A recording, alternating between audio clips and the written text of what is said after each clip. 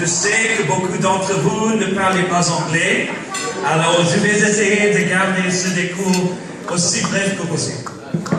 Aussi, je veux mentionner que oui, je suis célibataire.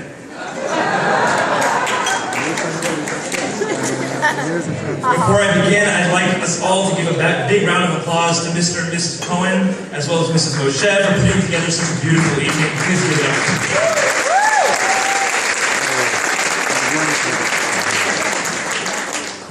There comes a time in our lives when we meet our one true love, our soulmate, the person that we know that we will love for the rest of our lives.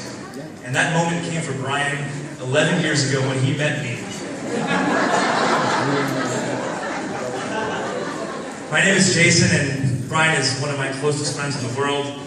Brian and I first met when we became fraternity brothers at UC Irvine, and through countless fraternity events, living together in Newport Beach, trips to Las Vegas and New York, and endless cutthroat political debates, I got to know the Brian that everyone here loves, admires, and I also got to know the Brian that everyone here doesn't know so well.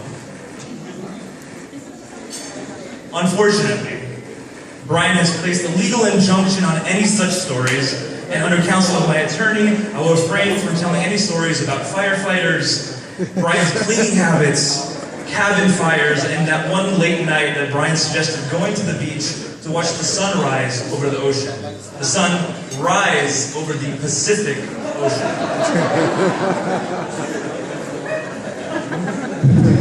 Now, in today's digital society, there are endless ways to meet the person that you're going to end up with.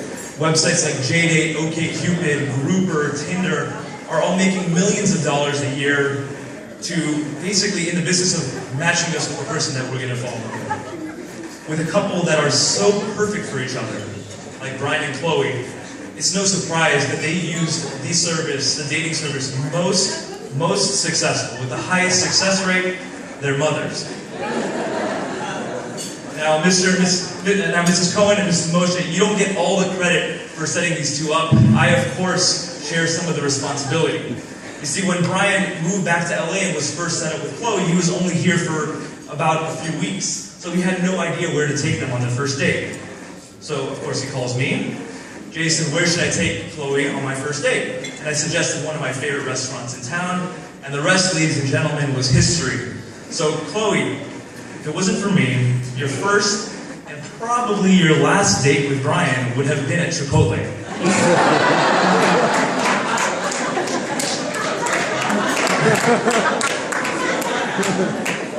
When Brian moved back to LA, all of us were really excited to have him around again, especially me, because I finally had a good wingman to go out and meet girls with.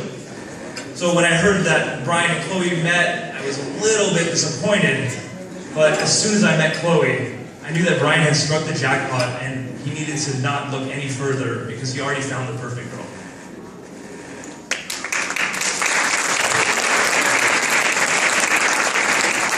Chloe, you look absolutely stunning tonight. I mean, am I right? Please. Chloe, you look gorgeous.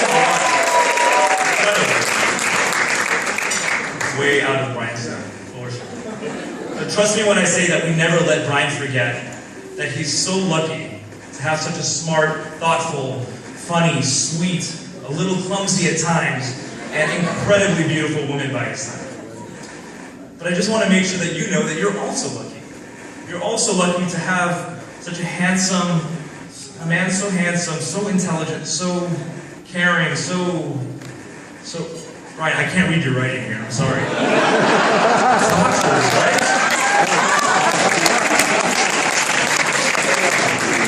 In all seriousness, Brian, you're the older brother I've never had. Thank you so much for constantly challenging me and helping me through some of the toughest times of my life. Chloe, you're a ray of sunshine. I'm so happy that Brian brought you into our lives. I love you both, and nothing makes me happier than seeing you together on this beautiful day. So,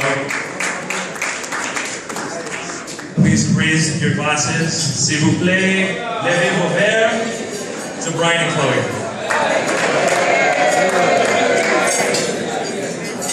Thank you, Jason. Hi. And now, Mr. Steve Ross, if you could join us out on the dance floor for the next toast.